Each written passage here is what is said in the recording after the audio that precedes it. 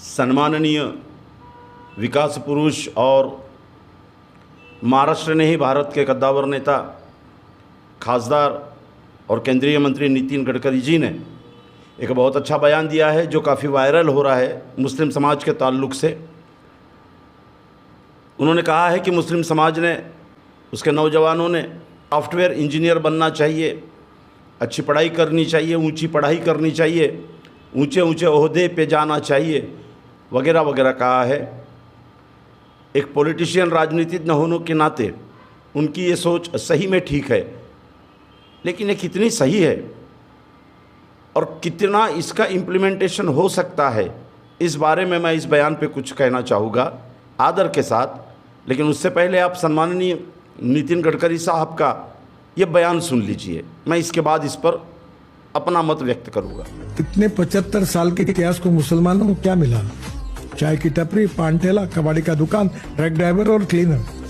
क्यों नहीं software engineer मुसलमान बनने चाहिए, डॉक्टर बनने चाहिए, मुस्लिम लड़कियां IAS IPS ऑफिसर बननी चाहिए। मुस्लिम समाज में अच्छे प्लेयर्स आए हैं, क्रिकेट में आए, हॉकी में आए, फुटबॉल में अच्छे प्लेयर बनने चाहिए। तो मैं आपको एक बात बताता हूँ कि मुस्लिम समाज का सर्वांगीण विकास, जिसको बाबा साहेब अम्बेडकर कहते थे कि नॉलेज, शिक्षा, ये वाघिणी का दूध है, एग्रेस का। तो आज मुस्लिम समाज जो है वो अगर कंप्यूटर सीखेंगे, इंजीनियरिंग सीखेंगे, डॉक्टर बनेंगे, IAS ऑफिसर बनेंगे, तो उसमें उनका भविष्य है। वर्ल्ड में जाकर उनको डॉलर में अच्छी नौकरी मिलेगी। तो सवाल ये है कि जब बातें कोई कड़वी और सच बातें कहता है, मुझे नहीं प्रॉब्लम, मैं ये बोलता हूँ इंजीनियर बनो, डॉक्टर बनो। हुआ क्या आज तक? तुमको दिया क्या लोगों ने, पॉलिटिशियन ने? चाय की टपरी, पान ठेला, कबाड़ी का दुकान, ट्रक ड्राइवर, क्लीनर। क्या जिंदगी में यही करते रहोगे? वही झोपड़पट्टी में किचन में रहते रहोगे, अच्छे नहीं बनोगे। तो आपने सम्माननीय नितिन गडकरी साहब का बयान सुन लिया। भाजपा के सबसे कद्दावर नेता हैं, हो सकता है आने वाले समय में वे प्रधानमंत्री के दावेदार भी हो। अब हम महाराष्ट्र की राजनीति के तरफ ज़रा नज़र दौड़ाएं तो भाजपा के मुख्यमंत्री देवेंद्र जी फडणवीस 2014 में सत्ता में आए और सत्ता में आते ही उन्होंने पहला काम कौन सा किया कि 2013 में मुस्लिमों को, जो पिछड़े मुस्लिम हैं, उन्हें मिला हुआ 5% आरक्षण इस्लाम मानने वाले मुसलमानों को नहीं दे सकते कह के रद्द कर दिया। एक तरफ गडकरी जी कह रहे हैं कि मुसलमानों का विकास होना चाहिए, दूसरी तरफ उन्हीं के पार्टी के मुख्यमंत्री, महाराष्ट्र के सबसे कद्दावर नेता भाजपा के देवेंद्र जी फडणवीस मज़हब को बीच में लाकर मुसलमानों का आरक्षण निकाल देते हैं। दूसरी बात, RSS से जुड़ी हुई जितनी भी संगठनाएं हैं, उन्होंने एक दौर मुसलमानों के ख़िलाफ़ चलाया हुआ है। उनके तहज़ीब पर, उनके संस्कृति पर, उनके पहराव पर, उनके मस्जिदों पर, उनके दरगाहों पर जिस तरह से हमले किए जा रहे हैं, उसका परिणाम है कि मुस्लिम बच्चा अपने मोहल्लों से बाहर निकलने के लिए डरता है, आम स्कूलों में जाने से डरता है। ये जो डर का फोबिया मुसलमानों पर बरसाया जाता है और मुसलमान डर जाता है, इसकी पूरी की पूरी बागडोर RSS के हाथ में होती है। और सम्माननीय नितिन जी गडकरी RSS के बहुत अच्छे नेता भी हैं, विचारक भी हैं, प्रचारक भी हैं और सरकार में मंत्री भी हैं। इसे रोकने के लिए सम्माननीय नितिन जी गडकरी के पास में क्या योजना है, हम मतलब समझ नहीं पा रहे हैं। केंद्र में भाजपा के सरकार ने अल्पसंख्यकों को, यानी खासकर मुसलमानों को दी जाने वाली स्कॉलरशिप बंद कर दी। राज्य शासन ने अल्पसंख्यक यानी खासकर मुसलमानों को जो सहूलियतें दी जाती थी स्कॉलरशिप के रूप में और दीगर रूप में, वो बंद कर दी। एक तरफ नितिन जी गडकरी मुसलमानों को विकास करने की बात कह रहे हैं और दूसरी तरफ मुसलमानों को जो सहूलियतें बुनियादी तौर पर मिलनी चाहिए उसे निकाल दिया जा रहा है। तो ये जो कॉन्ट्राडिक्शन है, ये ज़रा मुस्लिम समाज ने सही में गंभीरता से समझ लेना चाहिए। सॉफ्टवेयर इंजीनियर बनिए, कंप्यूटर की तरफ बढ़िए। एक अदद ज़िंदगी ऐसी, एक अदद दौर ऐसा गुजरा है कि मुसलमानों के जितने भी कंप्यूटर इंस्टीट्यूट है उन्हें शक के दायरे में लाया गया।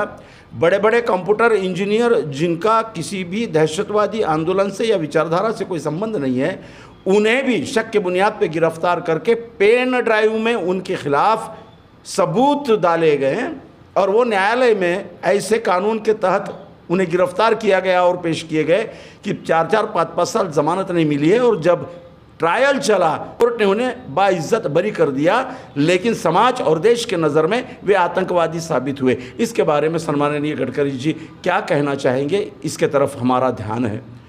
दूसरी बात, जितनी भी घरकुल योजनाएं निकलती है उसमें गरीब मुसलमानों को कोई परसेंटेज महाराष्ट्र के सरकार में नहीं है। कितना है आप देखिए, अगर 100 घरकुल मिले हैं तो 2 या 3 मुसलमानों को मिले हैं, ये रेशो है।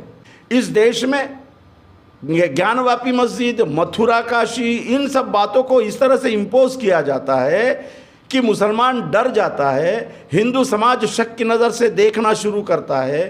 जब बाज़ारों में मुसलमान आए तो हिंदुत्ववादी संगठनाएं ये घोषणा कर रही है कि उनका आधार कार्ड देखकर मेले में प्रवेश करने दो या दुकानें लगाने दो। ये सारा जो मुस्लिम समाज पे डिप्रेशन है, इस डिप्रेशन के बारे में हमारे सम्माननीय नितिन जी गडकरी क्या कर रहे हैं, क्या योजना कर रहे हैं, उनका क्या ख्याल है। जब तक ये डिप्रेशन नहीं हटेगा, ये डिप्रेशन डालने वाली फोर्सेस को आप नहीं रोकोगे, तब तक मुस्लिम समाज का विकास कैसे संभव है। मुस्लिम समाज के कुछ बच्चे MPSC UPSC में पास होते हैं तो सुदर्शन चैनल जैसा हिंदू जिहादी चैनल ये कहता फिरता है कि ये तो MPSC जिहाद है, UPSC जिहाद है।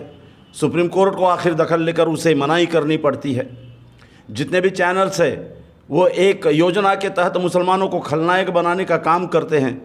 ऐसे बंदिश वातावरण में, दुश्मनी भरे वातावरण में मुस्लिम समाज के विकास की बात करना अपने आप में बहुत डेयरिंग वाला काम है, ऐसे हम मानते हैं। ये एक सुलझे हुए नेता का काम है। तो गडकरी जी, अगर आप सुलझे हुए नेता हो तो इन सब हरकतों को बंद करने के लिए भी उपाय खोजिए।